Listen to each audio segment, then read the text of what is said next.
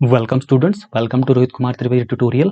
आज के ट्यूटोरियल में हम लोग डिस्कस करने वाले हैं पैथोलॉजी कैल्सिफिकेशन को, और पैथोलॉजी कैल्सिफिकेशन किन किन टाइप का होता है और उनमें क्या हमको मेजर इवेंट्स को ऑब्जर्व करना है, जो कि आपके लिए बहुत ही इंपॉर्टेंट रहने वाला है पैथोफिजियोलॉजी को लेकर के। तो आइए स्टार्ट करते हैं। तो लिसन वेरी केयरफुली, पूरा वीडियो लेक्चर आपको देखना जरूरी है इस टॉपिक को अच्छे से समझने के लिए।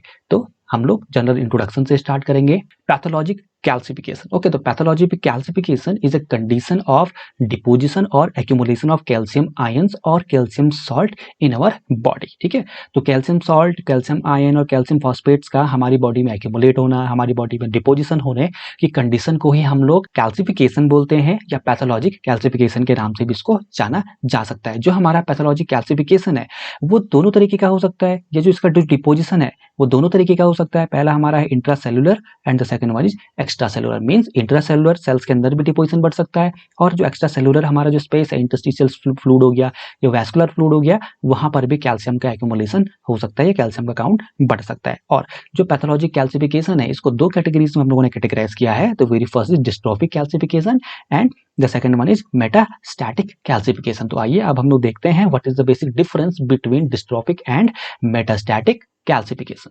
तो वेरी फर्स्ट डिस्ट्रोफिक कैल्सिफिकेशन। तो जो डिस्ट्रोफिक कैल्सिफिकेशन है इनको हम लोग उन एरियाज में ऑब्जर्व कर रहे होते हैं जहां पर नेक्रोटिक सेल डेथ हो रही हो या जहां पे नेक्रोसिस हो रहा हो। तो necrosis is a unprogrammed cell death, okay, जो कि आपको ध्यान रखना बहुत ज्यादा जरूरी है। और जो भी कैल्शियम का जो डिपोजिशन है या जो एक्यूमुलेशन है वो हम लोग इन डेड सेल्स या इन नेक्रोटिक सेल्स में ही ऑब्जर्व करते हैं अगर हम लोग डिस्ट्रोफिक कैल्सिफिकेशन की बात कर रहे हैं। और इसके अलावा इसमें एक और इंपॉर्टेंट चीज आपको ध्यान में देनी है, जो कैल्शियम का मेटाबॉलिज्म है उस पर कोई फर्क नहीं पड़ेगा, वो नॉर्मल रहेगा। और जो हमारा सीरम कैल्शियम जो लेवल है वो भी एब्सोल्युटली नॉर्मली रहेगा। मींस सिर्फ और सिर्फ जो कैल्शियम का जो डिपोजिशन है उसको हम लोग उन एरियाज में ही ऑब्जर्व करेंगे जहां पर नेक्रोटिक सेल डेथ हो रही हो, या जहां पर डिरेंज्ड टिश्यूज होंगे। ओके, और जब हम लोग मेटास्टैटिक कैल्सिफिकेशन की बात करते हैं तो मेटास्टैटिक कैल्सिफिकेशन को हम लोग नॉर्मल टिश्यूज में भी ऑब्जर्व करते हैं, नॉर्मल सेल्स में भी ऑब्जर्व करते हैं। और जो बेसिक रीजन है हमारा मेटास्टैटिक कैल्सिफिकेशन का, that is derangement in the calcium metabolism. तो कैल्शियम मेटाबॉलिज्म में किसी भी तरीके की प्रॉब्लम में गड़बड़ी आने की वजह से हमारा जो है मेटास्टैटिक कैल्सिफिकेशन की कंडीशन डेवलप हो सकते हैं। इसके अलावा अगर हाइपर कैल्सीमिया से पेशेंट सफर कर रहा है तो ऑब्वियसली वो कंडीशन भी हमारी मेटास्टैटिक कैल्सिफिकेशन की तरफ ही लीड करेगी। तो ये बेसिक सा डिफरेंस है मेटास्टैटिक एंड डिस्ट्रोफिक कैल्सिफिकेशन में, जो कि आप लोगों को ध्यान में रखना है। अब हम लोग वन बाय वन डिटेल में डिस्कस करेंगे what is dystrophic and metastatic calcification. The very first is dystrophic calcification. As we already discuss, इनको हम लोग उन्हीं एरियाज में ऑब्जर्व करते हैं जहां पर नेक्रोटिक सेल डेथ हो रही होगी। ठीक है, और नेक्रोटिक सेल डेथ कई टाइप्स की हो सकती है, जैसे हमारे कोगुलेटिव नेक्रोसिस हो गया, सीजियस नेक्रोसिस हो गया, लिक्विफैक्टिव नेक्रोसिस हो गया। ओके, और जो हमारा फैट नेक्रोसिस है, ठीक है, तो इन नेक्रोटिक सेल डेथ में हम लोग ऑब्जर्व कर सकते हैं डिस्ट्रोफिक कैल्सिफिकेशन को। और इसके अलावा जैसे अगर आपने कभी एथोरेमास और एथेरोस्क्लेरोसिस की कंडीशन को ऑब्जर्व किया है, जैसे इस फिगर को आप ध्यान से देखिए, this is our normal artery, ठीक है, जिसमें कि नॉर्मली हमारा ब्लड फ्लो हो रहा है। पर जबकि जो हमारी सेकंड कंडीशन है इसमें आप ये डिपोजिशंस ऑब्जर्व कर रहे होंगे, तो इन डिपोजिशंस की वजह से जो हमारी आर्टरी का जो पैसेज है, ठीक है, वो नैरो हो जाता है, जिसकी वजह से ब्लड फ्लो प्रॉपरली नहीं हो पाता है। और ये जो भी डिपोजिशन हुआ है, ठीक है, ये जो भी डिपोजिशन हम लोग ऑब्जर्व कर रहे हैं, तो इन डिपोजिशन में ही कैल्शियम के एक्यूमुलेशन या डिपोजिशन को ऑब्जर्व किया जाता है। Okay, this is very normal. और इन डिपोजिशन में हम लोग कैल्शियम को ऑब्जर्व करते हैं, जिसकी वजह से ये particular deposition with time hard होते चले जाते हैं। ठीक है, और इसके अलावा धीरे धीरे धीरे उस पर्टिकुलर टिश्यू ऑर्गन की जो फंक्शनैलिटी है या जो फंक्शन है उसमें इंपेयरमेंट आने लगती है, और वो धीरे धीरे धीरे डिसफंक्शन की तरफ बढ़ने लगता है। ओके, अब आप ध्यान से देखिए, this is basically our aortic valve, our aortic valve. तो एओर्टिक वॉल्व में जो आप ये डिपोजिशंस व्हाइट कलर की जो ऑब्जर्व कर रहे हैं, ये ग्रिटी पार्टिकल्स, तो these all are the calcium depositions. Okay, और ये जो कैल्शियम डिपोजिशंस हैं ये व्हाइट ग्रैन्यूल्स की फॉर्म में हम लोग जनरली ऑब्जर्व करते हैं, या क्लम्प्स की फॉर्म में इन ग्रिटी पार्टिकल्स को या इन ग्रिटी डिपोजिशंस को ऑब्जर्व किया जाता है। ठीक है, और धीरे धीरे धीरे इस डिपोजिशन के बढ़ने की वजह से जो हमारा उस पर्टिकुलर ऑर्गन जहां पर ये डिपोजिशन हुआ है उसका वो डिसफंक्शन की तरफ बढ़ने लगता है, और कंप्लीटली वो फिर अपने पूरे फंक्शन को लॉस कर देता है। ठीक है, now moving towards the metastatic calcification. ठीक है, तो मेटास्टैटिक कैल्सिफिकेशन की कंडीशन तब डेवलप होती है जब हम लोग हाइपर कैल्सीमिया की कंडीशन से गुजर रहे होते हैं। ओके, तो hypercalcaemia is a condition in which the normal calcium level of our serum और ब्लड इज इंक्रीज, ठीक है, जिसकी वजह से ये अलग अलग टिश्यूज वगैरह में इसका डिपोजिशन बढ़ जाता है। और जो ये हमारा हाइपर कैल्सीमिया की जो कंडीशन है, इसके डेवलप होने के कई रीजंस हो सकते हैं। तो इसमें जो हमारा मेजर रीजन है that is the excessive mobilisation of calcium from the bones, ठीक है। तो बोन्स में कैल्शियम हमारा डिपॉजिट रहता है, ये हम पहले से हम लोग जानते हैं।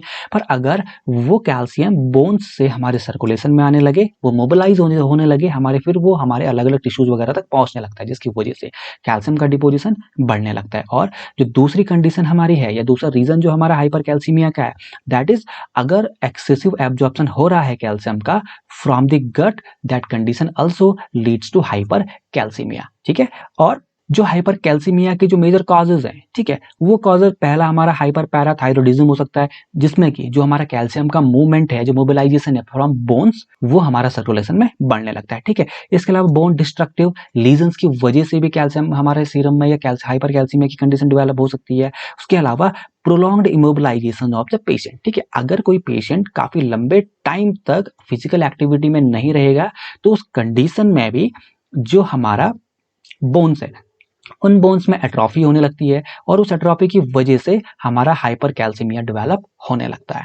नाउ अब हम लोग उन कुछ रीजंस को देखते हैं जिनकी वजह से जो हमारा गट से जो कैल्शियम का जो एब्जॉर्प्शन है वो बढ़ जाता है। तो पहला इज हाइपर वाइटामिनोसिस डी, ठीक है। तो अगर कोई पेशेंट हाइपर वाइटामिनोसिस डी से सफर कर रहा है, तो उसकी वजह से हमारा क्या होगा, कैल्शियम का एब्जॉर्प्शन फ्रॉम द गट बढ़ जाता है, ठीक है। तो second condition is milk alkali syndrome, ठीक है। तो मिल्क एल्कली सिंड्रोम में क्या है, जब हम लोग एक्सेसिव ओरल इनटेक कर रहे हैं मिल्क का, तो उस मिल्क में भी जो कैल्शियम है वो हमारी बॉडी में एक्यूमुलेट और डिपॉजिट होती चली जाएगी। इसके अलावा अगर कोई पेशेंट पैप्टिक अल्सर से सफर कर रहा है, अगर उसके ट्रीटमेंट के लिए हम लोग कैल्शियम कार्बोनेट यूज कर रहे हैं, तो वो कैल्शियम कार्बोनेट भी हमारी बॉडी में डिपॉजिट होने लगता है। जो हमारी तीसरी कंडीशन है, that is hypercalcaemia of infancy. तो infancy is a condition of जो हमारे इन्फेंट्स हैं, ठीक है। तो इन्फेंट्स में भी हाइपर कैल्सीमिया की कंडीशन डेवलप हो सकती है, ठीक है। और अल्टीमेटली उसकी वजह से जो इन्फेंट होगा उसमें मेटास्टैटिक कैल्सिफिकेशन डेवलप होने लगेगा। और वो कुछ मेजर साइट्स जहां पर मेटास्टैटिक कैल्सिफिकेशन की वजह से कैल्शियम का डिपॉजिट बढ़ने लगता है, उनमें इंक्लूड करते हैं हमारी किडनीज, स्टमक, कॉर्निया, लंग्स में भी अगर हम लोग स्पेसिफिक बोले, that is our alveolar walls, और हमारे जो ब्लड वेसल्स हैं, जैसे हम लोगों ने अभी डिस्कस किया था एथेरोमास का जो डेवलपमेंट है, वहां पर भी कैल्शियम का डिपोजिशन होने लगता है। और जो हमारा साइनोवियम है, ठीक है, जो हमारे बोन जॉइंट्स का जो फ्लूइड है, वहां पर भी कैल्शियम का डिपोजिशन बढ़ जाता है मेटास्टैटिक कैल्सिफिकेशन की कंडीशन में। ओके, नाउ अगर हम लोग कंपैरिजन करें मेटास्टैटिक एंड डिस्ट्रोफिक कैल्सिफिकेशन में, तो सबसे पहले हम लोग बात करेंगे डेफिनेशन की। तो डेफिनेशन में जो हमारा डिस्ट्रोफिक कैल्सिफिकेशन है, जो हमारा पहला कैल्सिफिकेशन है, दैट इज डिस्ट्रोफिक कैल्सिफिकेशन, इसमें कैल्शियम सॉल्ट्स उन टिश्यूज में डिपॉजिट होगा जहां पर कि नेक्रोटिक डेथ हुई होगी। जबकि जब हम लोग मेटास्टैटिक कैल्सिफिकेशन में कैल्शियम डिपोजिशन की बात करते हैं, तो वो नॉर्मल टिश्यूज में ही डिपॉजिट होता है। दूसरा हमारा जो है कैल्शियम मेटाबॉलिज्म, जो हमारा कैल्शियम मेटाबॉलिज्म है वो डिस्ट्रोफिक कैल्सिफिकेशन में नॉर्मल रहता है, जबकि मेटास्टैटिक कैल्सिफिकेशन में उसमें किसी भी तरीके की इंपेयरमेंट या डीरेंजमेंट हो जाता है। जो हमारा थर्ड कंपैरेटिव पॉइंट है, that is serum calcium level.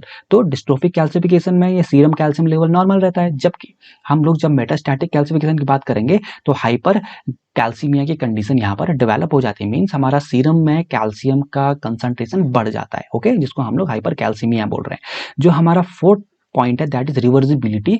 Generally जो डिस्ट्रोफिक कैल्सिफिकेशन है वो इरिवर्सिबल नेचर का होता है, पर जब हम लोग मेटास्टैटिक कैल्सिफिकेशन की बात करते हैं, तो मेटास्टैटिक कैल्सिफिकेशन को रिवर्स किया जा सकता है अगर हम लोग उस पर्टिकुलर मेटाबॉलिक डिसऑर्डर को ट्रीट कर दें, जिसकी वजह से हाइपर कैल्सीमिया की कंडीशन डेवलप हो रही है। ओके, और जो फिफ्थ पॉइंट हमारा है, that is the cause, major reason जो होगा, तो जो नेक्रोसिस है, ठीक है, जो नेक्रोटिक जो सेल डेथ है, that is the major reason for developing the dystrophic calcification.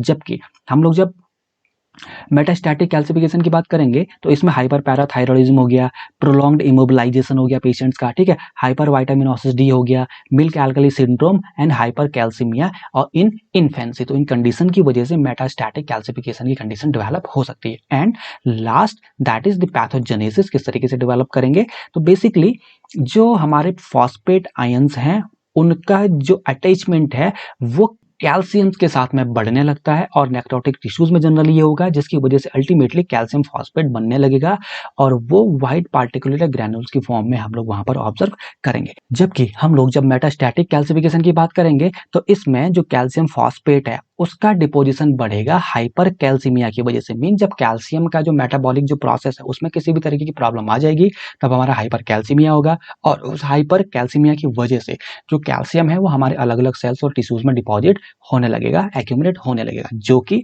Metastatic calcification की कंडीशन की तरफ बढ़ने लगेगा। ओके, तो this was the basic comparison between dystrophic and metastatic calcification. Hope आप लोगों की समझ में आया होगा, that I was trying to make you understand.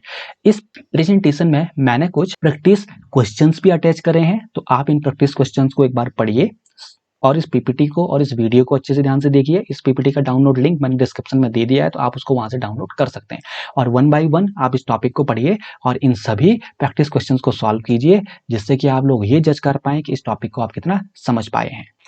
और इस तरीके के और पैथोलॉजिक, फार्मेसी और मेडिकल वीडियोस को देखने के लिए मेरे चैनल को जरूर सब्सक्राइब करें। मैं इस तरीके के और भी वीडियोस आपके लिए लाता रहूंगा। Till next video, happy learning, bye bye.